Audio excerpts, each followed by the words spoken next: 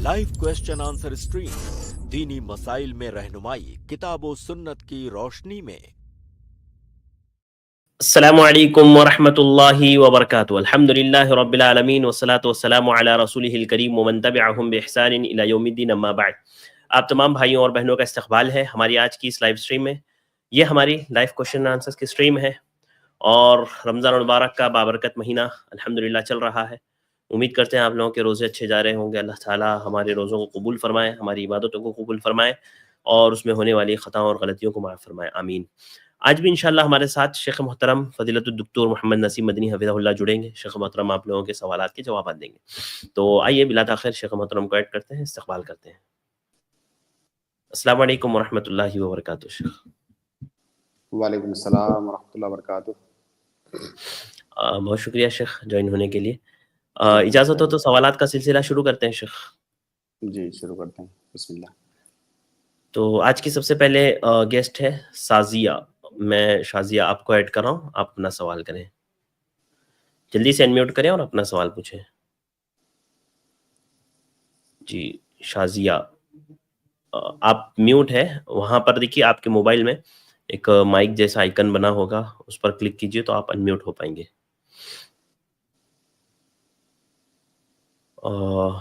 ठीक है, शायद अनम्यूट नहीं हो पा रहे, आप देखें जब तक। मैं इसके बाद हम्माद को ऐड कर रहा हूँ। हम्माद आप अपना सवाल करें। जी अस्सलाम वालेकुम। वालेकुम अस्सलाम वालेकुम वरहमतुल्लाहि अस्सलाम वबरकातुहू। वरहमतुल्लाहि वबरकातुहू। जी शेख, हमारा सवाल ये है कि इंसान जब गुनाह करता है, चाहे वो मतलब आम दिनों की बात हो रही हो या रमजान की, तो शेख इसमें इंसान की जिंदगी में क्या इंसान की जिंदगी में इंसान आवाज नहीं की आ रही है। जिंदगी में क्या असर पड़ता है? जी अब आ रही अच्छा, है शेख? इंसान की जिंदगी में क्या असर पड़ता है शेख? गुनाहों के असरात पूछ रहे हैं, जी चाहे आम दिनों में हो या रमजान में हो। बिस्मिल्लाह अल्हम्दुलिल्लाह वस्सलातु वस्सलामु अला रसूलिल्लाह।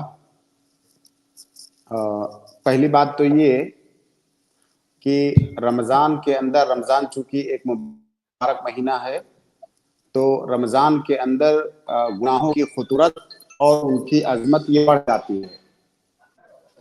रमज़ान के देखिए, गुनाह बढ़ने का दो माना होता है। एक होता है कमियत के एतबार से बढ़ना और एक कैफियत के एतबार से बढ़ना। कमियत के एतबार से बढ़ने का मतलब ये हुआ कि आपने एक गुनाह किया तो आपको दो गुनाह मिले, और कैफियत का मतलब ये होता है कि गुनाह आपने जितना किया उतना ही गुनाह मिलेगा, लेकिन वो गुनाह इस टाइम पे करना ज्यादा खतरनाक है। तो रमजान के अंदर अगर कोई गुनाह करता है तो जितना गुनाह करता है गुनाह उसको उतना ही मिलेगा, लेकिन कैफियत के एतबार से रमजान में गुनाह करना ये ज्यादा खतरनाक है बनिस्बत दूसरे महीनों के। ये एक बात। दूसरी बात ये कि अगर कोई इंसान गुनाह करता है तो उसकी जिंदगी पर क्या असर पड़ता है? देखिए, उसकी जिंदगी पर मुतअद्दिद मनफी असरात पड़ते हैं गुनाह के। पहली बात तो ये कि गुनाह की एक सजा है गुनाह, जैसे नेकी की का बदला है नेकी, उसी तरह से गुनाह की सजा है गुनाह। आदमी जब एक गुनाह करता है तो सजा के तौर पर वो फिर दूसरा गुनाह भी करता है, अगर वो तौबा ना कर ले तो। इसी तरह से हर इंसान चाहता है कि इस दुनिया के अंदर सआदत वाली जिंदगी गुजारे, खुशो खुर्रम हो, उसका दिल, उसका सीना मुनशरह हो। ये चीज उसको नहीं मिल पाती है। जो इंसान गुनाह करता है, इंशराह सद्र उसे नहीं मिल पाता है, उसे सआदत दुनिया के अंदर नहीं मिल पाती है। इसी तरह से गुनाहों का एक मनफी असर ये है, जो सबसे बड़ा असर है वो ये कि ये गुनाह जो आप कर रहे हैं, आपके नामे आमाल में ये जखीरा हो रहा है और आखिरत में इसका असर आपको देखने को मिलेगा। तो गुनाहों का एक असर नहीं है, गुनाहों के मुतअद्दिद मनफी असरात हैं जो दुनिया के अंदर भी हैं और आखिरत के अंदर भी हैं। जी बहुत शुक्रिया शेख।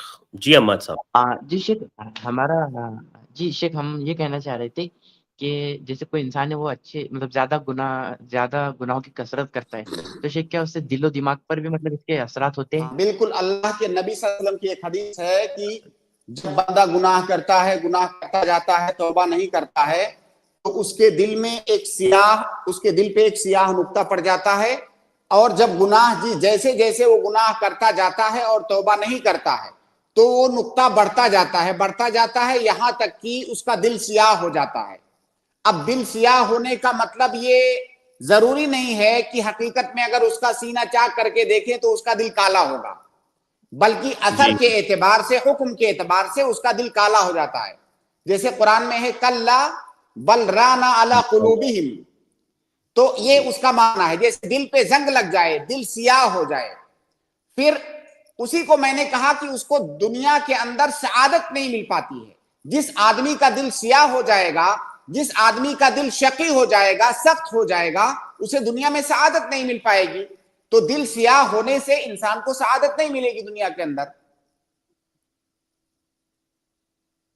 جی جی شیخ، جزاک اللہ۔ بہت شکریہ، بارک اللہ فیکم۔ جی السلام۔ وعلیکم السلام ورحمۃ اللہ وبرکاتہ۔ میں گزارش کروں گا ہمارے بھائیوں سے کہ لنک دیکھیے کمنٹ میں پیسٹ کیا ہے ہم نے، اور اس لنک کو پن بھی کر دیا ہے، تو آپ اس لنک پر کلک کر سکتے ہیں۔ شازیہ، آپ انمیوٹ ہیں، اپنا سوال پوچھیں جلدی سے۔ جی السلام علیکم۔ وعلیکم السلام ورحمۃ اللہ وبرکاتہ۔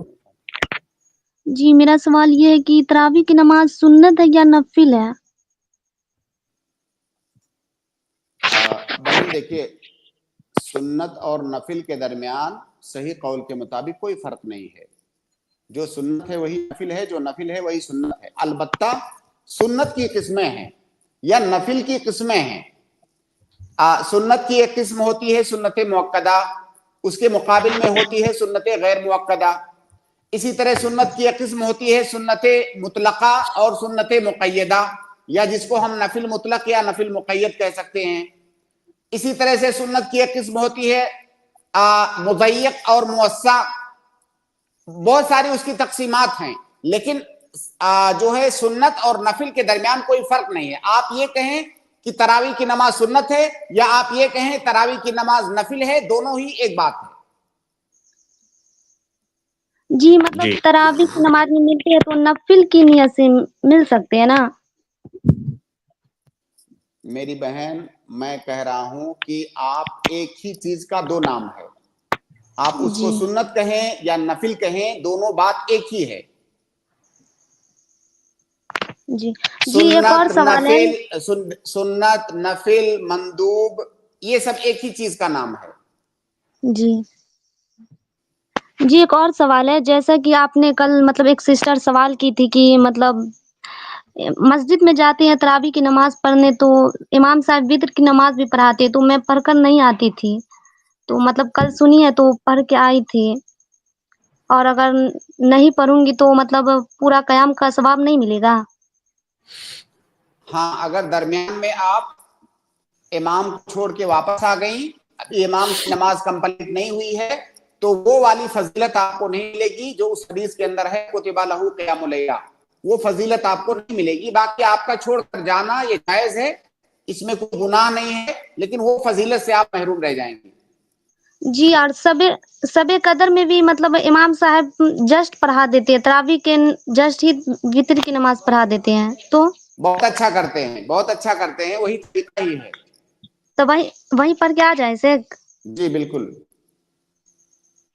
جی تو نفل نماز نہیں پڑھ سکتے ہیں اس وتر پڑھنے کے بعد؟ جی جی بالکل پڑھ سکتے ہیں۔ دیکھیے میں نے بتایا نا، نفل دو طرح کی ہوتی ہے، ایک مقید اور ایک مطلق۔ مقید کا مطلب جو کسی تعداد کے ساتھ، کسی وقت کے ساتھ خاص ہو، تو جی تراویح کی نماز ہے نفل مقید ہے، یعنی تعداد کے ساتھ خاص ہے۔ آپ نے اس کو پڑھ لیا، وتر کی نماز بھی پڑھ لی۔ وتر کے بعد اگر رات میں آپ نفل نماز پڑھنا چاہیں، مطلق نفل، یعنی جس کی کوئی تعداد کی کوئی حد بندی نہیں ہے، کوئی لیمیٹیشن نہیں ہے، جی آپ وہ نفل اگر پڑھنا چاہیں تو بالکل پڑھ سکتی ہیں۔ جی شکریہ شیخ، شکریہ۔ جزاک اللہ خیر، بارک اللہ فیکم۔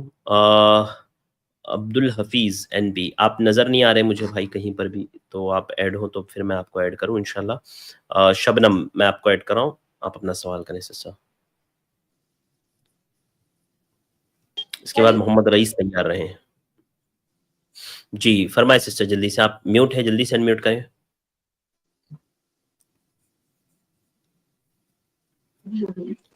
अस्सलाम जी वालेकुम। वालेकुम अस्सलाम रहमतुल्लाहि व बरकातुहू। हाँ, ये सवाल ये है कि हामला औरत फिदिया किस शक्ल में देगी, अनाज को वजाहत करे। जी शेख। फिदिया देने की एक सूरत ये है कि आप खाना बनाएं, फकीर को बुलाएं और उसको एक खुराक खाना एक टाइम का खिला दें, एक शक्ल ये है।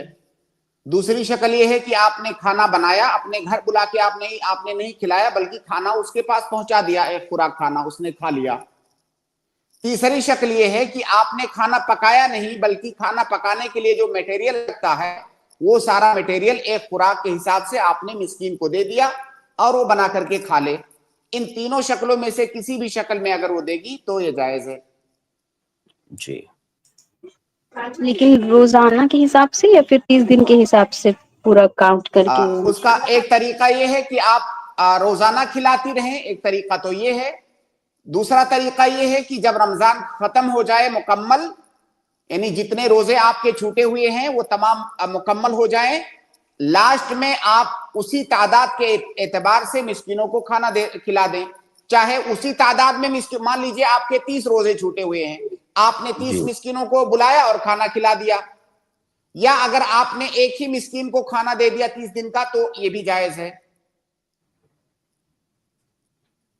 ठीक है सिस्टर। तो यानी आप फौरन के फौरन भी खिला सकती हैं, आप चाहें तो पूरा जमा करके रखें, महीने के आखिर में खिलाएं, जैसा कि अनस इब्न मालिक रज़ियल्लाहु ताला अन्हु करते थे। जी ठीक, मेरा सवाल ये है कि अगर मैं उसी अमाउंट की अनाज पूरे 30 दिन का अमाउंट के किस हिसाब से दूं? नहीं, अगर देना अमाउंट चाहूँ नहीं तो देना है, अमाउंट नहीं देना अमाउंट है। नहीं देना मैंने है, आपको अमाउंट के हिसाब से अनाज खरीद कर। हाँ, आपको अनाज देना है। अगर 30 दिन का अनाज देना है तो 30 दिन के 30 आप एक अंदाजा लगाइए कि ये खुराक में कितना अनाज लगता है, आप उसी एतबार से 30 दिन का दे दीजिए। ठीक है सिस्टर। आप मेरे सवाल समझ में आया या नहीं? समझ में नहीं आया? समझ नहीं आया। अगर समझ में नहीं आया तो नहीं आया दोबारा समझ बताऊं। में। समझ में नहीं आया। आपको जी, आप मान लीजिए, फर्ज कीजिए कि आपके 30 रोजे छूटे हैं, फर्ज कीजिए कि आपको 30 रोजे छूटे हैं, इसका मतलब 30 मिस्कीनों को आपको खाना खिलाना है या 30 खुराक खाना आपको खिलाना है। अब हम आप वो समझ जी, लेकिन अगर हम ये चाहे कि 30 दिन पूरे होने से पहले ही रमजान में अगर हम किसी को एक तो ही फिर शख्स को ऐसे दे ही पूछे ना, शुरू में ऐसे ही जी। पूछे आप डायरेक्ट, इधर उधर क्यों घुमा रही हैं? डायरेक्ट हाँ। सवाल पे आते तो आसान होता था जवाब देना। जी शेख। देखिए, ये मसला मुख्तलफ ही है उलमा के दरमियान कि अभी हमारे जो रोजे छूटने वाले हैं आगे, क्या मैं ऑलरेडी मुस्बकन उसका फिदिया दे सकता हूं या नहीं? इसमें दोनों तरह के अक़वाल हैं। एहतियात का तकाजा यह है कि आप पहले ना दें। पहले आप इसलिए ना दें क्योंकि फिदिया ये सबब है, रोजा छूटना ये सबब है फिदिये का, और अभी आपका रोजा छूटा नहीं है, अभी सबब नहीं पाया गया है, अभी सबब नहीं पाया गया है, इसलिए फिदिया अभी मत दीजिए। आपको क्या गारंटी है कि आप उतने दिन तक जिंदा रहेंगे और उतने रोजे आपके छूटेंगे?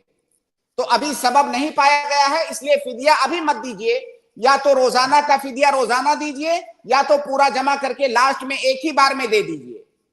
लेकिन बाज उलमा का ये मानना है कि अगर आपने पहले से दे दिया तो जायज है, लेकिन एहतियात का तकाजा ये है कि आप पहले से ना दें, या तो रोजाना का रोजाना दें या तो जब पूरे तमाम रोजे खत्म हो जाएं सबका एक साथ में दे दें। जी बहुत शुक्रिया शेख। तो सबका एक साथ लास्ट में क्या दें शेख, वही तो पूछना चाह रहे हैं। बताया ना शेख ने स्टार्टिंग में पहला आपने।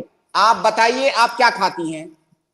आप कोई खाना खाती होंगी ना, आप वही खाना दीजिए। हाँ, आप वही खाना दीजिए। तो 30 मिस्किन को एक ही दिन खिलाना पॉसिबल नहीं है शेख मेरे लिए। तो मैंने ऐसा तो नहीं कहा कि जरूरी है कि 30 को एक ही दिन खिलाएं। आप 30 को 30 दिन में एक ही मिस्कीन को 30 दिन तक कंटिन्यू खिला दें। मेन प्रॉब्लम यहाँ ये है शेख कि कोई आता ही नहीं है यहाँ पे। لینے کے لیے. یہ سوال نہیں ہے, یہ سوال نہیں ہے, یہ آپ کا پرابلم ہے, اس کو آپ خود حل کیجئے. آپ کو آپ کے ہاں اگر مسکین نہیں ملتے ہیں تو کسی اور علاقے میں اس کو دے دیجئے, وہاں پہ لوگ کھا لیں گے. ٹھیک ہے, بہت شکریہ. شیخ میرا دوسرا سوال یہ ہے کہ اصل میں کافی لمبا ہو گیا آپ کا سوال. میں کافی دنوں سے انتظار کرتی ہوں, پلیز ایک سوال لے لیجیے. ہاں تو سیدھا سوال پر آئیے آپ. پھر وہ مطلب جی کیسا ہوتا ہے نا, آپ لوگ, میں تمام کے لیے ایک بات ذکر کر دوں کہ جو مین سوال ہوتا ہے نا, ابھی پچھلے سوال میں بھی ایسے ہی ہوا, سوال پوچھنا کچھ اور چاہتے تھے وہ, ایک انہوں نے سوال پوچھ لیا, اب اس پہ شیخ نے جواب دیا الحمدللہ, لیکن پھر بعد میں وہ اپنا سوال لاتے ہیں کہ نہیں میں یہ پوچھنا چاہ رہا تھا. تو جو آپ پوچھنا چاہ رہے ہیں نا اس کو آپ پہلے ذکر کریں, ٹھیک ہے جی. شیخ میرا سوال یہ ہے کہ اگر کسی کے پیسہ قرض ہے, میرا پیسہ کسی کے پاس قرض ہے اور اس سے 99% چانسز ملنے کا نہیں ہے, تو اس کا زکوٰۃ نکلے گا یا نہیں, پھر اس کی زکوٰۃ نہیں نکلے گی, کیونکہ زکوٰۃ واجب ہونے کے لیے شرط ہے کہ آپ اس مال کے مالک ہوں. جس مال کا کوئی بھروسہ ہی نہیں ہے کہ ملے گا نہیں ملے گا, اس مال کے آپ مالک نہیں ہیں, لہٰذا اس مال میں زکوٰۃ واجب نہیں ہے. جب مکمل طور سے امید ہو ملنے کی تبھی اس میں زکوٰۃ واجب ہے. ٹھیک ہے, مل گیا آپ کو جواب. جزاک اللہ خیر. بارک اللہ فیکم, بہت شکریہ. محمد رئیس جلدی سے اپنا سوال پوچھیں, کیف اس کے بعد تیار رہیں گے. السلام علیکم ورحمۃ اللہ وبرکاتہ. ورحمۃ اللہ وبرکاتہ. وعلیکم السلام.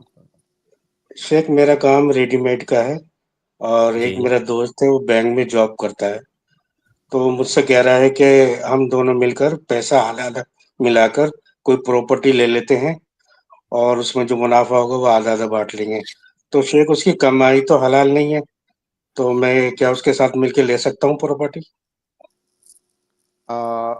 دیکھیے, اگر آپ کے کہنے کی وجہ سے آپ نے اس کو ابھارا ہو کہ جاؤ تم بینک میں جاب کرو اور پیسہ کماؤ, پیسہ کما کے لاؤ اور ہم دونوں آدمی آپس میں شراکت داری میں بزنس کرتے ہیں, تب تو یہ کام کرنا آپ کے لیے جائز نہیں ہوگا. لیکن وہ جب آلریڈی بینک میں نوکری کرتا ہے اور وہاں سے پیسے کماتا ہے, ایسی صورت میں اگر وہ پیسے لا کر کے آپ کے ساتھ شراکت داری کرتا ہے تو آپ کے لیے اس کے ساتھ شراکت داری کرنا بزنس میں جائز ہے. اس کی دلیل یہ ہے کہ مدینہ کے یہودی بھی سودی کاروبار کرتے تھے اور کئی طرح کے حرام کاروبار میں ملوث تھے, اس کے باوجود بھی اللہ کے نبی صلی اللہ علیہ وسلم کا ان سے لین دین ہوتا تھا. ایسا نہیں کہ ان سے لین دین کرنا آپ نے اس لیے بند کر دیا تھا کہ وہ سودی کاروبار کرتے ہیں. آپ کا اس آدمی کے ساتھ حرام لین دین کرنا یہ جائز نہیں ہوگا, لیکن آپ اس آدمی کے ساتھ جو معاملہ کر رہے ہیں وہ معاملہ حرام نہیں ہے. وہ جو حرام کام کر رہا ہے اس سے آپ کا کوئی تعلق نہیں ہے. اگر اس سے آپ کا تعلق ہوتا تب ہم کہتے کہ آپ غلط کر رہے ہیں. آپ کی وجہ سے, آپ کے کہنے کی وجہ سے, یا آپ کی ترغیب دینے کی وجہ سے, یا آپ کے ساتھ بزنس کرنے کے لیے وہ وہاں نوکری کرنے نہیں گیا ہے, وہ نوکری آلریڈی کر رہا ہے, لہٰذا آپ کا اس کے ساتھ شراکت داری کرنا جائز ہے. یہ اس کا صحیح جواب ہے اور اس کا اصل حکم ہے. لیکن اگر آپ کو لگتا ہے کہ میں اس کے بینک میں جاب کرنے کی وجہ سے اس کے ساتھ شراکت داری کرنے کو ٹھکرا دوں گا تو اسے ندامت ہوگی اور بینک میں نوکری کرنا چھوڑ دے گا, تو من باب المصلحہ آپ ایسا کر سکتے ہیں. لیکن مجھے نہیں لگتا ہے کہ آپ اس کے ساتھ شراکت داری نہیں کرو گے تو بینک میں نوکری چھوڑ دے گا وہ. تو صحیح بات یہ ہے کہ اس کے ساتھ آپ کا شراکت داری بزنس میں کرنا یہ جائز ہے. تو شیخ میں تو جانتا ہوں نا کہ وہ نوکری کرتا ہے اور سمجھانے کے باوجود بھی نہیں چھوڑتا وہاں سے نوکری, اور پھر وہ میرے سے ساتھ کرنا چاہ رہا ہے پراپرٹی میں پیسہ انویسٹ کرنا. تو کیا آپ اس کے وہ جو نوکری کر رہا ہے اس نوکری میں آپ سبب ہیں, اس کا ریزن آپ ہیں؟ کیا آپ اس کی کوئی مدد کر رہے ہیں کہ نوکری کرو چلو؟ آپ تو اس میں, کیا آپ انوالو ہیں اس میں؟ نہیں انوالو ہیں آپ اس میں, لہٰذا اس کے ساتھ شراکت داری آپ کا کرنا جائز ہے. ٹھیک ہے, جزاک اللہ. ٹھیک ہے, بارک اللہ فیکم, بہت شکریہ. اس کے بعد میں کیف کو ایڈ کر رہا ہوں, آپ اپنا سوال کریں جلدی سے. کیف انمیوٹ کریں اور اپنا سوال پوچھیں. السلام علیکم ورحمۃ اللہ. وعلیکم السلام ورحمۃ اللہ وبرکاتہ. شیخ مجھے اپنے ماما کے لیے ایک کوشچن پوچھنا تھا کہ وہ کویت میں جاب کرتے ہیں, تو ابھی ان کو ایک نیا پروجیکٹ ملا ہے، تو اس پروجیکٹ میں جب وہ گئے تو ان کو کمپنی والوں کی طرف سے بولا گیا کہ وہ اللہ کی رضا کے لیے داڑھی رکھتے ہیں، تو کمپنی والوں کی طرف سے بولا گیا کہ آپ اپنا داڑھی کٹاؤ ورنہ آپ کو گیٹ پاس نہیں بنانے دیا جائے گا، آپ کو کام نہیں کرنے دیا جائے گا یہاں کمپنی میں۔ تو انہوں نے داڑھی تو نہیں کٹایا، تو مجھے یہی پوچھنا، وہ بولے کہ اگر آپ داڑھی کٹا لے تو آپ، وہ بولے کہ میرے شریعت میں ایسا نہیں ہے کہ ہم جاب کے لیے داڑھی کٹا لے، وہ بولے اگر آپ داڑھی کٹا لیتے ہو تو ہم آپ کو آنے دیں گے، آپ پتہ کر لو آپ کی شریعت میں اگر جائز ہو تو آپ کٹوا لو۔ اس میں آپ کچھ روشنی ڈالے سے۔ بالکل مت کٹوائیں، ایسی نوکری کو آپ ٹھوکر مار دیں جہاں پر یہ شرط لگائی جا رہی ہو کہ آپ داڑھی کٹوا لیں، اور خاص طور سے آپ کہاں کویت کا ذکر کر رہے ہیں؟ جی سے ایک مسلم کنٹری یہ کویت ہے سے۔ ہاں، بہت بہت بہت یہ حیرانگی کی بات ہے، اور اگر وہ چاہیں تو وہاں پر جو شریعہ کورٹ ہے اس میں جا کر کے وہ کمپلین بھی کر سکتے ہیں کہ مجھے اس طرح سے داڑھی کٹوانے کے لیے مجبور کیا جا رہا ہے۔ تو بالکل بھی داڑھی مت کٹوائیں۔ اللہ رب العالمین جو ہے رزق دینے والا ہے، رزق کے دروازے کھولنے والا ہے، انشاءاللہ ایک دروازہ بند ہوگا کئی دروازے کھلیں گے، وہ بالکل داڑھی مت کٹوائیں۔ ٹھیک ہے، جزاک اللہ خیر سے۔ بہت سے ایک شکریہ اور کہ سوال تھا، جلدی سے پوچھ لیجئے۔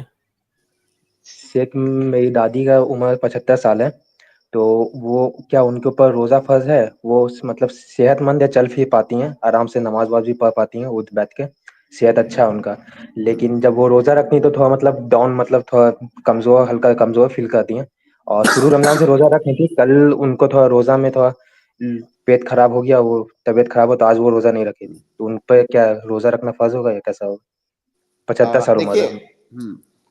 دیکھیے شریعت میں ایسی کوئی حد بندی نہیں ہے کہ آپ کی عمر کتنی ہو جائے تو پھر آپ روزہ توڑ سکتے ہیں، بلکہ حد بندی اس بات کی ہے کہ کیا آپ کا جسم روزے کو تحمل کر سکتا ہے کہ نہیں۔ اب اس لیے آپ ڈاکٹروں سے مشورہ کریں کہ کیا یہ روزہ رکھ سکتی ہیں، اگر روزہ رکھیں گی تو کیا ان کو کوئی نقصان پہنچ جائے گا۔ بھائی بھوکا پیاسا رہنے میں پریشانی کس کو نہیں ہوتی ہے؟ نوجوانوں کو بھی ہوتی ہے بھوکا پیاسا رہنے میں پریشانی۔ تو پریشانی ہونا الگ بات ہے اور نقصان پہنچ جانا الگ بات ہے۔ اگر صرف پریشانی کی حد تک بات ہے، کوئی نقصان جسمانی، کوئی صحت کو کوئی نقصان نہیں پہنچ رہا ہے، تب تو روزہ رکھنا ہوگا کسی کو بھی، کسی بھی عمر میں۔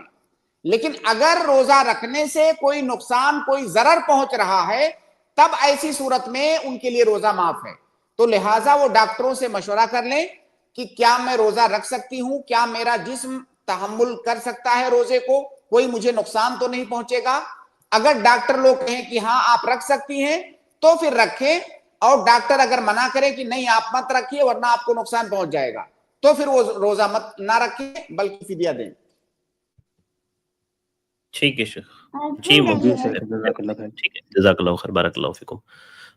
ابو مریم اپنا سوال کریں۔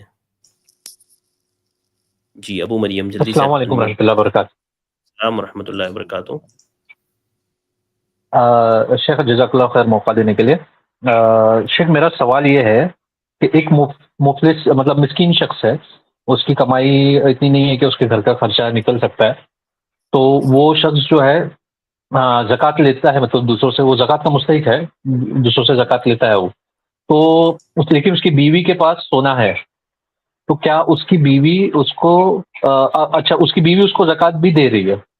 اب اس کی بیوی نے 3-4 سال سے، ان کے اندر مسئلہ ایسا ہے، وہ شافعی مذہب کو فالو کرتے، تو ان کے اندر مسئلہ ایسا ہے کہ زیورات کی زکوٰۃ نہیں ہے، پہننے کے زیورات کی شوافے کے اندر شاید نہیں ہے، واللہ عالم، تو اس کو پتہ نہیں تھا، تو انہوں نے نکالی نہیں 4-5 سال سے زکوٰۃ، تو اب وہ جب وہ نکالے گی زکوٰۃ تو وہ 1 تولے کے قریب زکوٰۃ نکل رہی، مطلب 10 گرام کے آس پاس زکوٰۃ نکل رہی سونے کی، تو وہ کیا اپنے شوہر کو دے سکتی ہے؟ اگر وہ شوہر کو دے دی تو پھر وہ مفلس رہے گا یا نہیں رہے گا؟ مطلب ویسا معاملہ ہے، دوسروں سے زکوٰۃ لے گا یا نہیں لے گا؟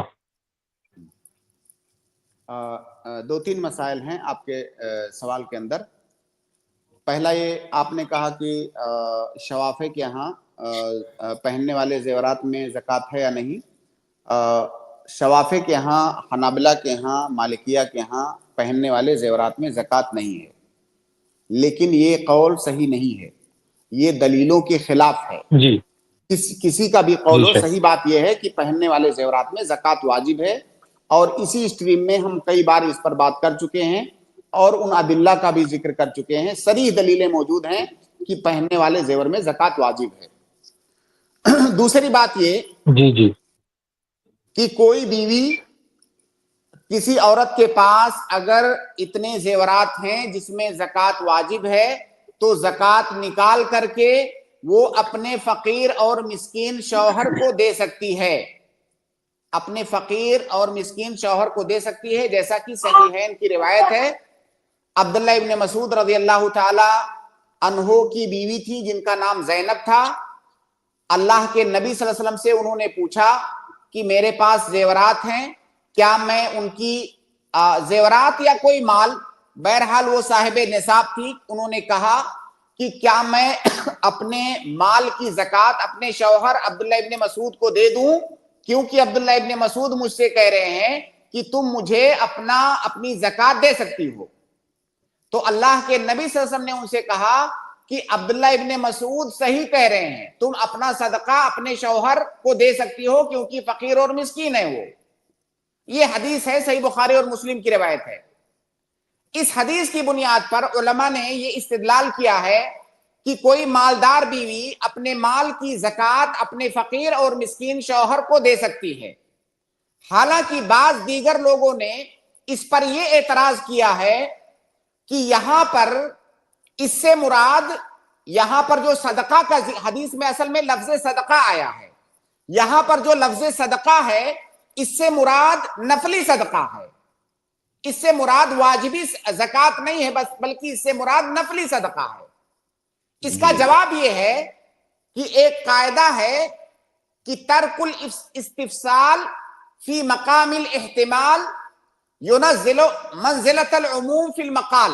اس کا معنی یہ ہے کہ کیا اللہ کے نبی صلی اللہ علیہ وسلم نے زینب سے پوچھا کہ کیا تمہاری واجبی زکات ہے یا یہ نفلی صدقہ ہے؟ اللہ کے نبی صلی اللہ علیہ وسلم نے بالکل نہیں پوچھا، کوئی تفصیل نہیں پوچھا۔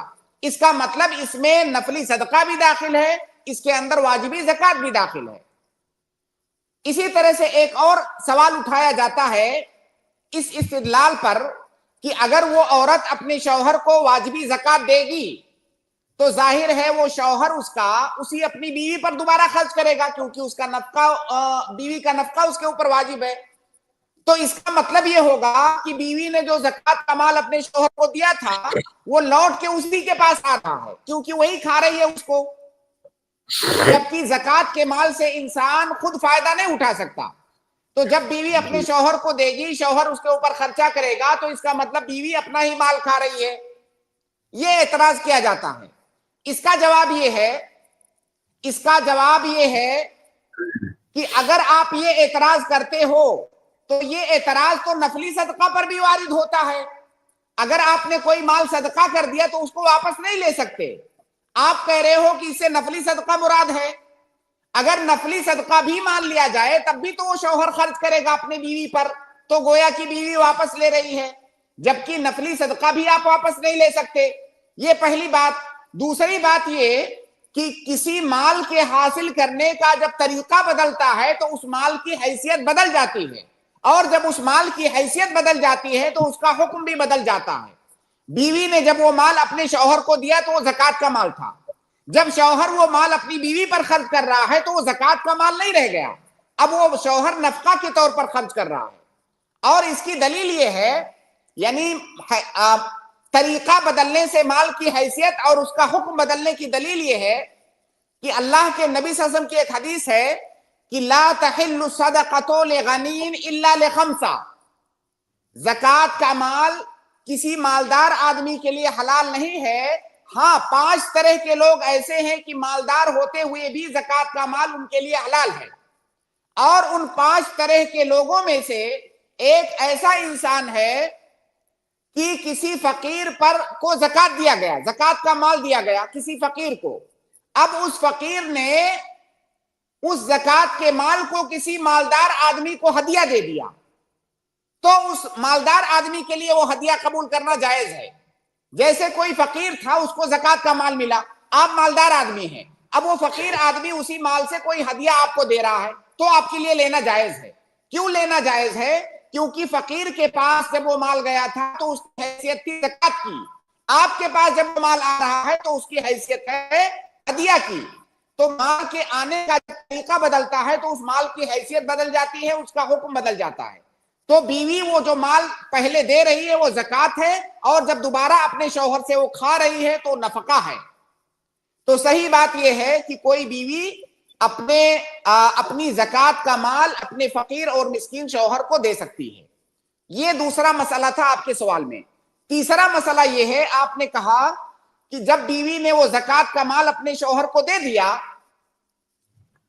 तो क्या उसका शौहर अब और भी कहीं से ज़कात ले सकता है कि नहीं?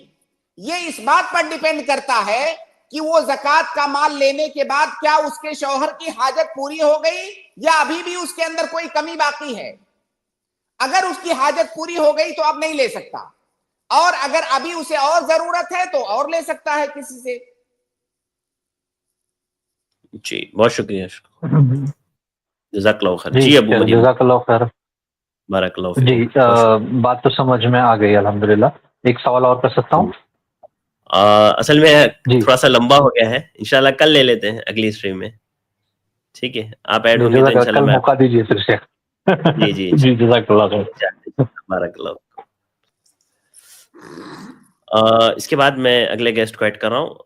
अबू खालिद, आप अपना सवाल करें जल्दी से, इसके बाद शाहरुख शेख तैयार रहेंगे। अस्सलाम वालेकुम वरहमतुल्लाहि वबरकातुहू। वालेकुम सलाम वरहमतुल्लाहि वबरकातुहू। तो मेरे 2-3 छोटे-छोटे सवाल हैं। जी सवाल तो शेख, हम जो है ना आखिरी असरे में जो है रमज़ान के 2-3 साल पहले मतलब जो है जमात के साथ एहतमाम करते थे क़यामुल लैल का, और वो जो है मतलब तरावी भी जो पहले जो ईशा के बाद जो पढ़ते हैं वितर वगैरह सब पढ़ लेते थे। लेकिन 2 साल से नहीं पढ़ रहे, क्योंकि एक शेख हैं उन्होंने फ़तवा दिया था कि 2 जमातें नहीं होनी चाहिए एक रात में। तो इसका क्या वो है? क्योंकि अभी लोग बोलते हैं कि आप क्यों नहीं कर रहे हैं? आप अभी पहले करते थे, आप अभी क्यों नहीं कर रहे? देखिए, एक रात में तरावी की नमाज एक ही बार है, क़यामुल लैल की नमाज एक ही बार है। जब आपने इशा के बाद तरावी की नमाज पढ़ लिया, क़यामुल लैल की नमाज बाजमात आपने पढ़ लिया, तो फिर दोबारा अलग से जमात बना करके रात के आखिरी हिस्से में फिर बाजमात तरावी की नमाज पढ़ना या क़यामुल लैल की नमाज पढ़ना, ये साबित नहीं है। बहुत सारे उलमा ने तो इसको बिदात कहा है, बिदात, डायरेक्ट बिदात कहा है। अगर आपको नमाज पढ़ना है फर्दन फर्दन आप पढ़िए, नफिल मुतलक, जैसा कि मैं बार बार बताते आ रहा हूं कि नफिल मुतलक पढ़ने की आपको इजाजत है। आखिरी अशरा बहुत अहम है इबादत करने के लिए, तो उसमें आप इबादत कीजिए, तन्हा आप नमाज पढ़िए, नफिल मुतलक जितनी तादाद में आप पढ़ना चाहें पढ़ सकते हैं। लेकिन तरावी की नमाज बाजमात जो हो चुकी है, अब दोबारा जमात के साथ क़यामुल लैल कायम करना ये कहीं भी साबित नहीं है। जी शेख, मक्का वगैरह में हरम शरीफ में जो है ना वो होता है उसका मक्का, एहतमाम देखिए होता है। चाहे मक्का हो या मदीना हो या कोई और जगह हो या कोई और आलिम हो, हमारे लिए जो चीज हुज्जत है वो दलील, हमें दलील चाहिए। जब हमें दलील मिलेगी हम फौरन उसे कबूल करेंगे। तो अगर कोई दलील हो तो बताएं। जी एक ठीक है ये भाई। जो एक ज़कात के मुतालिक एक सवाल है। शेख, मैं जो हूँ जैसे मेरे पिछले साल में ज़कात निकाल चुका हूँ, मेरा पैसा था मेरे पास, जैसे मान लो 4 लाख रुपया मेरे पास था, उसकी ज़कात मैं पिछले साल निकाल चुका। अभी भी मेरे पास वही पैसा है, यानी अब इस साल आके वो मेरे पास 2.5 लाख बचा है, तो उसमें ज़कात निकालूंगा मैं फिर 2.5 लाख की? बिल्कुल निकालेंगे, जब जब साल गुजरेगा तब तब उसमें आप ज़कात निकालेंगे। तो शेख पहले तो मैं निकाल चुका हूँ ना उस पैसे की ज़कात। तो वो साल भी तो खत्म हो गया, ये साल तो नया है ना, वो साल खत्म हो गया। ठीक है अबू खालिद भाई। एक सवाल और था शेख, छोटा सा। अबू खालिद भाई, 2 सवालात काफी है, थोड़ा सा वक्त हमारे पास कम होता है, बहुत सारे लोग होते हैं। खवातीन के मुतालिक है एक सवाल। आप देख रहे होंगे प्राइवेट कमेंट में कितने मैसेजेस आते हैं कि हम लोगों को ऐड कर लो, तो थोड़ा सा इंशाल्लाह नेक्स्ट स्ट्रीम में लेते हैं फिर। ठीक है, बारकल्लाहु फीकुम। जी शाहरुख शेख, जल्दी से अपना सवाल करें। अस्सलामु अलैकुम वरहमतुल्लाहि वबरकातुहू। शेख वालेकुम अस्सलाम वरहमतुल्लाहि वबरकातुहू। शेख मेरा सवाल ये था कि शेख जैसे जन्नत में कई दर्जात अल्लाह सुब्हानो तआला ने रखे हैं और उसके जैसे 7 या 8 दरवाजे भी है, तो शेख इसमें अल्लाह सुब्हानो तआला ने कोई इसके अलग अलग नेमतों उसमें चीज़ें रखी है या वो चीज़ ऐसे मर्तबा मकाम के लिए اور शेख अगर कोई निचले दर्जात वाला कोई शख्स होगा तो जन्नतुल फिरदौस की दरख्वास्त कर सकता है? जज़ाकुमुल्लाह खैरन। तकरीबन इसी नौइयत का एक सवाल जी शेख जी साले फौजान से किया गया, तो उन्होंने कहा कि जब हम जन्नत में जाएंगे तो वहां देखेंगे कि क्या देखेंगे। ऐसा सवाल लोग करते हैं कि नहीं। मेरे भाई, जन्नत के अंदर इंसान जो भी जन्नत के कई मरातिब हैं। जाहिर है जी लोग जिस तरह अपने आमाल में मरातिब होते हैं लोगों के, कोई ज्यादा नेक होता है, कोई उससे कम नेक होता है, किसी के पास नेकियां ज्यादा हैं, किसी के पास उससे कम है। तो इसी तरह से अपनी नेकियों के एतबार से जन्नत में अल्लाह रब्बुल आलमीन हमें अलग अलग दर्जात देगा, अलग अलग मकाम देगा। लेकिन जो भी जन्नत में जाएगा, जिस भी मकाम पे रहे वो, जन्नत के जिस भी दर्जे में वो रहेगा, उसको ये नेमत हासिल होगी कि जिस चीज की भी वो ख्वाहिश करेगा वो चीज उसे मिलेगी। अब आप यहीं से ये क्यों सोचते हैं कि वहां फला चीज की ख्वाहिश करेगा कि नहीं? हमें क्या पता।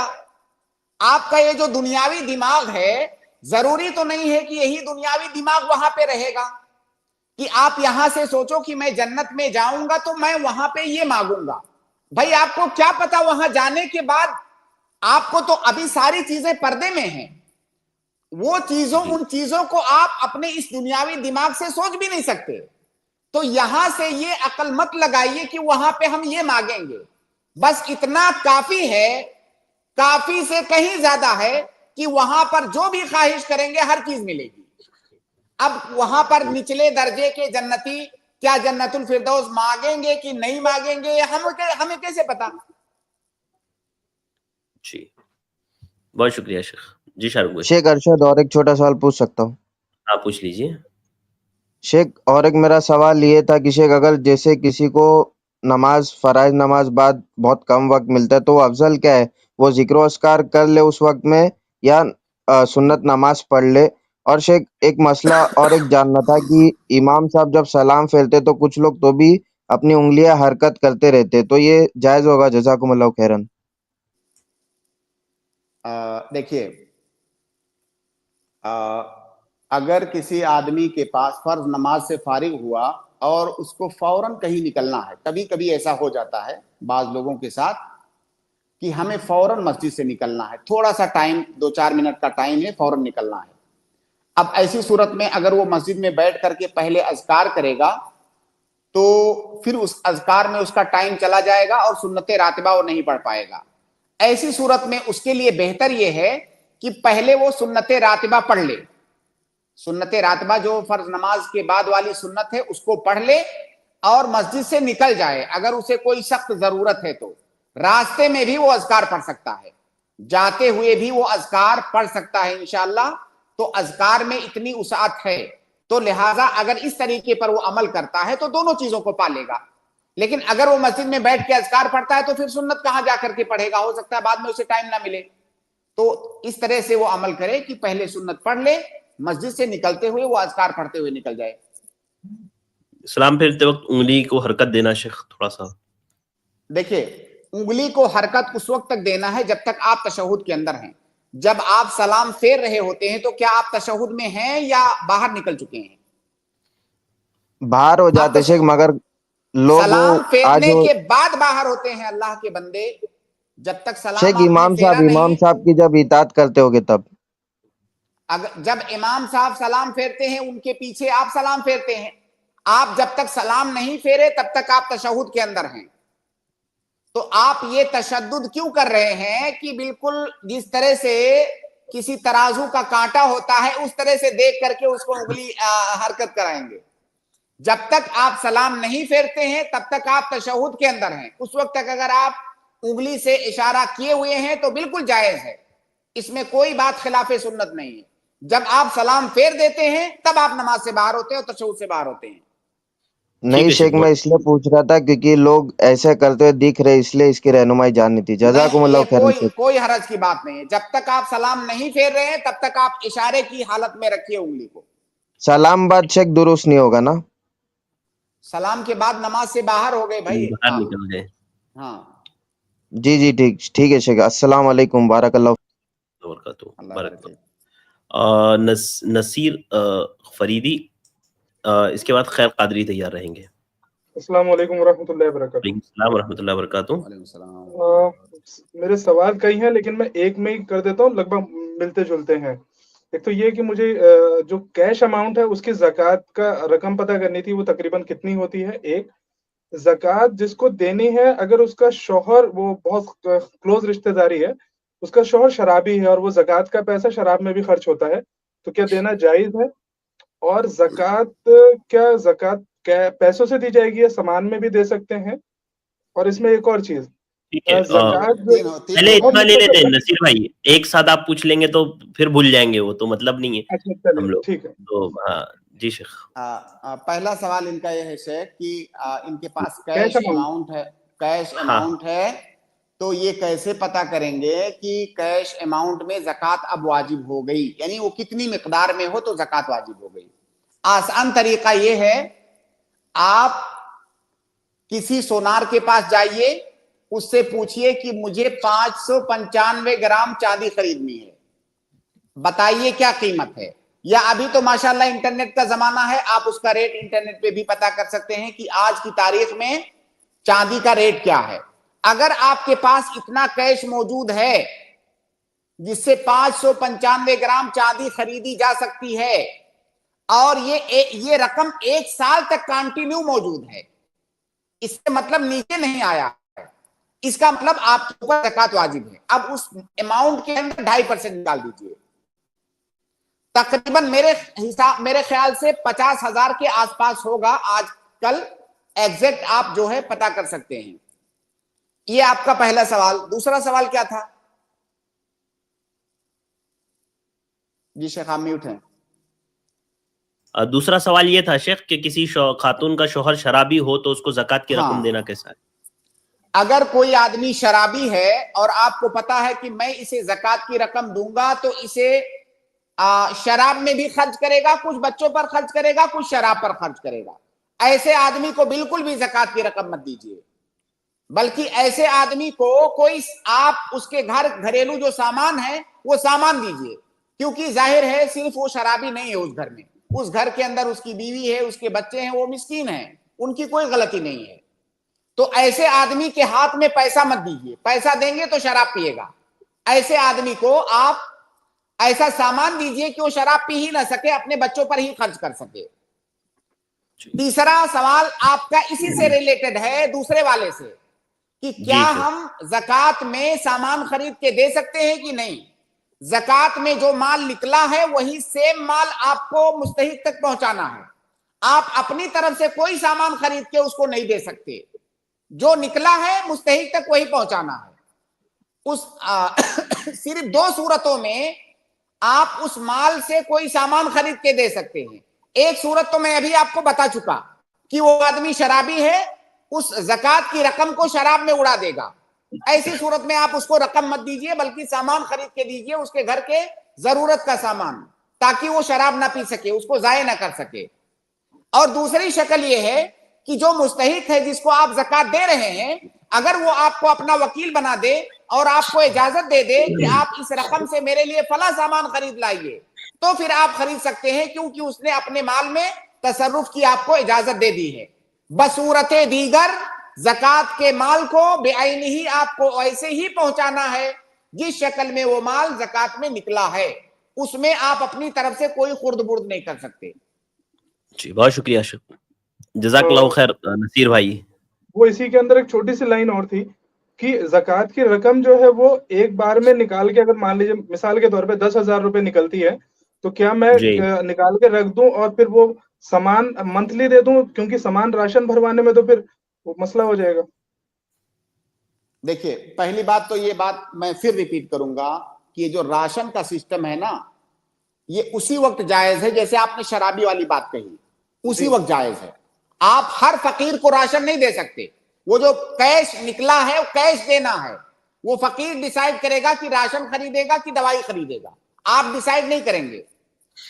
آپ راشن اسی وقت دے سکتے ہیں جب وہ شرابی آدمی ہے اور لے جا کر کے پیسہ شراب میں اڑا دے گا, تبھی راشن دے سکتے ہیں. اور ظاہر ہے ایسے کتنے لوگ ہوں, ایسے تو مطلب چند ایک لوگ ہو سکتے ہیں معاشرے میں बाकी तो सारे फिर लोग तो ज़कात की इसमें ज़कात की रकम फिर अगर एक आदमी को फिर बहुत थोड़ी देनी है क्या?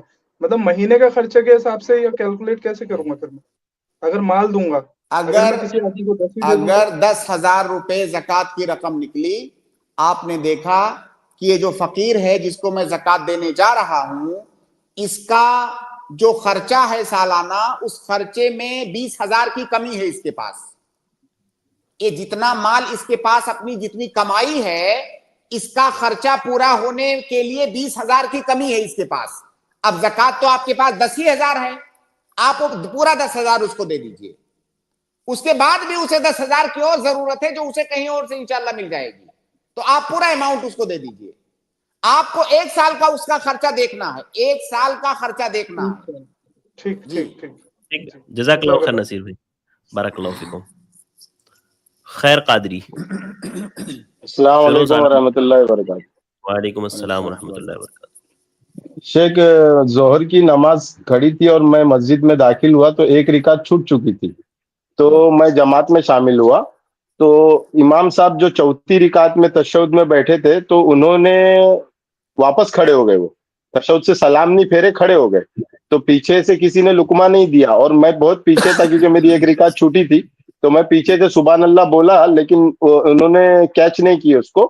फिर उन्होंने 5वीं रिकात पढ़े, 5वीं रिकात में भी तशहुद में नहीं बैठे, खड़े हो गए, और उसके बाद 6ठी रिकात में बैठे और फिर 2 सजदा सहू किए सलाम से पहले और फिर सलाम फेरे। तो मैंने भी उनके साथ सजदा सहू किया और जब इमाम साहब ने सलाम फेरे तो मैंने भी फेर दिया, क्योंकि ऑलरेडी मेरी 5 हो चुकी थी, क्योंकि मेरी एक छूटी थी पहले। तो जमात की तो 6 हो गई इमाम साहब की, और मैं एक रिकात दोहराना था मेरे को सलाम के बाद, लेकिन ऑलरेडी मेरी भी 5 हो गई शेख, तो मैं क्या दोहराऊं, मेरी एक्स्ट्रा एक हो गई है, तो मुझे क्या करना चाहिए था? इसमें इतनी सारी गलतियां हैं कि मुफ्ती परेशान हो जाएगा। देखिए भाई, तरतीबवार सुनिए। अगर कोई इमाम 5वीं रकात के लिए खड़ा होने लगे और मुक्तदी को पता है कि इमाम साहब गलती कर रहे हैं, पक्का गलती कर रहे हैं, मुक्तदी ने लुकमा दिया, सुभान अल्लाह बोला, इमाम साहब ने ध्यान नहीं दिया, फिर भी खड़े हो गए इमाम साहब, और मुक्तदी को पक्का पता है कि 5वीं रकात के लिए खड़े हो रहे हैं, तो क्या ऐसी सूरत में उस मुक्तदी के लिए जायज है कि वो इमाम साहब का साथ दे और उनके साथ खड़ा हो जाए? हरगिज जायज नहीं है, क्योंकि वो नमाज के अंदर 1 रकात का इजाफा कर रहे हैं। तो मुक्तदी के लिए जायज ही नहीं है कि वो इमाम के साथ खड़ा हो जाए, बल्कि मुक्तदी बैठे रहे। अगर इमाम साहब और भी ज्यादा आगे जा रहे हैं तो मुक्तदी अलग हो जाए, अलग से अपनी नमाज कंप्लीट कर ले, तशहुद में जाए, अपनी नमाज कंप्लीट करके सलाम फेर दे। ये गलती बहुत सारे लोग करते हैं, इसलिए इसको ध्यान में रखें कि अगर इमाम 1 रकात का इजाफा कर रहा है और मुक्तदी को पता है, तो मुक्तदी के लिए जायज नहीं है कि वो उसके साथ खड़ा हो जाए, बल्कि लुकमा दे। अगर इमाम लुकमा ले ले और वापस आ जाए तो अच्छी बात है, और नहीं आए तो आप इमाम से अलग हो जाइए। तो एक बात तो ये। दूसरी बात, अगर इमाम साहब 5 रकात पढ़ लिए और आपकी 1 रकात छूटी हुई थी, तो जाहिर है जो इमाम की 5वीं होगी वो आपकी 4थी होगी। तो आपकी इमाम साहब ने 6 पढ़े शेख। अरे भाई सुनिए, इमाम ने 6 पढ़े। सुन लीजिए खैर भाई, आपको बता रहे हैं शेख, पहले पूरी बात सुन लीजिए फिर आप पूछिए जो पूछना है। जी, अगर इमाम साहब 5 रकात पढ़ लेते हैं और आप 1 रकात मसबूक हैं, तो गोया कि जब उनकी 5वीं होगी तो आपकी 4थी होगी। अगर वो 5 पर सलाम फेर देते हैं तब तो अच्छी बात है, आपकी 4 पूरी हो गई, और उन्होंने 5 पढ़ लिया जो कि उन्होंने गलती किया, उसके लिए वो सजदे से करेंगे। अगर आप उनके साथ में हैं तो आप भी सजदे से करेंगे, लेकिन अलग से फिर आपको 1 रकात पढ़ने की जरूरत नहीं है, क्योंकि इमाम की उस गलती की वजह से आपकी 4थी रकात हो चुकी है। पहली बात तो आपको मतलब दूसरे जो मुक्तदी हैं उनको खड़ा नहीं होना चाहिए। आप खड़े हो गए कोई मसला नहीं, क्योंकि आपकी 5 रकात नहीं हो रही, आपकी 4 ही हो रही है। लेकिन अगर इमाम साहब फिर 6ठी रकात के लिए खड़े हो रहे हैं, तो फिर अब आपके लिए भी जायज नहीं है कि 6ठी रकात के लिए खड़े हों, क्योंकि जब इमाम की 6ठी रकात होगी तो फिर आपकी 5वीं होगी, और 5वीं रकात के लिए खड़ा होना आपके लिए जायज नहीं था। लेकिन चूंकि आपको पता नहीं था इसलिए आप खड़े हो गए, तो कोई बात नहीं, आइंदा आप ध्यान रखें। अगर आप 1 रकात जायद के लिए इमाम आपको खींच के ले जा रहा है तो आप मत जाइए, آپ بیٹھے رہ جائیے اور الگ ہونے کی انفراد کی نیت کر کے آپ سلام پھیر دیجیے، اور جب امام نے سجدے سہو کیا تو آپ کو امام کے ساتھ سجدے سہو کرنا ہے، کیونکہ جب تک آپ اس کی امامت میں ہیں تب تک وہ کام کرنا ہے آپ کو۔ ظاہر ہے جب امام نے غلطی کیا اس غلطی میں آپ بھی اس کے پیچھے تھے، تو امام نے جب سجدے سہو کیا تو آپ بھی سجدے سہو کریں گے۔ ٹھیک ہے شیخ جی، خیر بھائی، جزاک اللہ خیر شیخ۔ ایک اور سوال تھا تو میں پوچھ سکتا ہوں یا پھر کل آؤں؟ اگلی اسٹریم میں آ جائیں انشاءاللہ شیخ کل مجھے نمبر لے لینا شیخ، میں کل آتا ہوں۔ انشاءاللہ۔ جزاک اللہ خیر کثیر، السلام علیکم۔ وعلیکم السلام ورحمۃ اللہ وبرکاتہ۔ فیروز عالم، جی فیروز عالم صاحب السلام علیکم۔ میوٹ ہے بھائی، آپ میوٹ ان میوٹ کریں پہلے، جی فرمائیں۔ السلام علیکم۔ وعلیکم السلام ورحمۃ اللہ وبرکاتہ۔ ایک میرا سوال یہ ہے کہ جب کوئی انتقال ہو جاتا ہے تو اس کے جنازہ کتنے دن تک پڑھائی جا سکتی ہے، کسی کا اگر چھوٹ جائے؟ اچھا، کسی کا چھوٹ جائے اس کا، دیکھیے جب کسی آدمی کی وفات ہو جائے تو جتنی جلدی ہو سکے اس کو غسل دینا چاہیے، کفن پہنانا چاہیے، اور جتنی جلدی ہو سکے جنازے کی نماز پڑھ کے اس کو دفن کر دینا چاہیے۔ یہ تو ظاہر ہے ان لوگوں کے لیے ہے جو جنازے کے پاس حاضر ہیں۔ اگر کوئی حاضر نہیں ہے وہاں پر اور بعد میں وہ آتا ہے، مان لیجیے تدفین ہو گئی اور وہ بعد میں آیا، تو اس کے لیے جائز ہے کہ وہ اس قبر پہ جا کر کے جنازے کی نماز پڑھ سکتا ہے، جیسا کہ اللہ کے نبی صلی اللہ علیہ وسلم نے پڑھا۔ مسجد نبوی میں ایک عورت یا ایک مرد، ایک روایت میں عورت کا ذکر ہے، ایک روایت میں مرد کا، وہ صفائی کا کام کرتے تھے یا کرتی تھی، تو ان کی وفات ہو گئی رات میں، اور رات ہی میں لوگوں نے ان کی تدفین بھی کر دیا۔ اللہ کے نبی صلی اللہ علیہ وسلم کو جب دوسرے دن خبر لگی تو آپ نے کہا کہ مجھے کیوں نہیں بتایا تم لوگوں نے؟ تو ان لوگوں نے، صحابہ کرام نے کہا کہ ہم نے آپ کو جگانا مناسب نہیں سمجھا، یعنی آپ کی نیند میں خلل ڈالنا مناسب نہیں سمجھا، اس لیے ہم نے تدفین کر دیا۔ تو اللہ کے نبی صلی اللہ علیہ وسلم اس قبر پر گئے اور آپ نے جنازے کی نماز پڑھی۔ تو یہاں پر اس حدیث کے اندر کسی مدت کا ذکر نہیں ہے، اسی لیے فقہا کے درمیان یہ اختلاف پایا جاتا ہے کہ کتنی مدت تک۔ صحیح بات یہ ہے کہ مدت کا کہیں پر کوئی ذکر نہیں ہے۔ اگر مدت قریب ہے، مہینہ، ایک آدھ مہینہ 2 مہینہ بھی ہے، تو انشاءاللہ اس قبر پر اگر کوئی آدمی کہیں باہر تھا آیا ہے تو جنازے کی نماز پڑھ سکتا ہے، کیونکہ کسی بھی روایت کے اندر مدت کی کوئی تحدید نہیں ہے۔ جی پھر مٹی بھی دینا ہے؟ جی پھر قبر پر مٹی بھی چڑھانا ہے جنازے کے بعد؟ نہیں، مٹی تو چڑھائی جا چکی ہے، آپ مٹی کیوں چڑھائیں گے؟ اور ایک چھوٹا سا سوال ہے۔ جی بولیے۔ جی ہمارا جو علاقہ ہے جو اس میں شہری کا دوسرا اذان ہے وہ یہ پر چالو نہیں ہے، تو اس کو چالو کرنا چاہتے ہیں، لیکن یہاں پر فتنے پھیلنے کا خوف ہے، تو کیا اس ایسی سچویشن میں اس کو چالو کرنا چاہیے؟ اگر فتنہ پھیلنے کا خوف ہے تو مت چالو کیجئے، پہلے لوگوں کو علم سکھائیے، جب لوگوں کو سنت کا، شریعت کا علم ہو جائے تب پھر اس کو چالو کیجئے۔ کئی بار بعض سنتوں کو فتنے کے خوف سے تھوڑے دن کے لیے ڈیلے کر کے رکھنا جب تک لوگوں کو علم نہ ہو جائے، یہ بھی سنت ہے۔ جی بہت شکریہ۔ جتنے بھی اہل حدیث ہے سب کو علم ہے، لیکن جو آس پاس کے حنفی ہے اس کے خوف سے، اس کے بارے میں نہیں، تو اگر فتنہ ہونے والا ہے تو مت کیجئے، جب تک جو ہے ایسا ماحول نہ بن جائے کہ لوگ اس کو ایکسپٹ کر لیں، تب تک فتنہ مت کیجئے، کیونکہ وہ سنت ہے۔ ایک سنت پر عمل کرنے کے لیے مسلمانوں میں آپس میں لڑائی جھگڑا ہو، فتنہ فساد ہو، یہ مناسب نہیں ہے۔ جی ٹھیک ہے، بہت شکریہ فیروز بھائی، بارک اللہ فیکم۔ جزاک اللہ خیر شیخ، وقت ہمارا ہو گیا ہے اور یہیں پر آج کی اسٹریم کو ہم لوگ ختم کرتے ہیں، انشاءاللہ کل ملاقات ہوگی۔ السلام علیکم ورحمۃ اللہ وبرکاتہ۔ اس کے بعد میں اپنے بھائیوں اور بہنوں کا شکر گزار ہوں اور معذرت خواہ ان بھائیوں سے جن کو موقع نہیں مل پایا۔ آصف بھائی معذرت، اصل میں اس کے فوراً بعد ہمارا پروگرام اظہار حق کا ہے ابھی، جس میں موضوع ہے تراویح 8 یا 20، تو وہ ابھی شروع ہونے والا ہے، تو اس کے لیے ہم لوگ وقت آگے نہیں بڑھا سکتے۔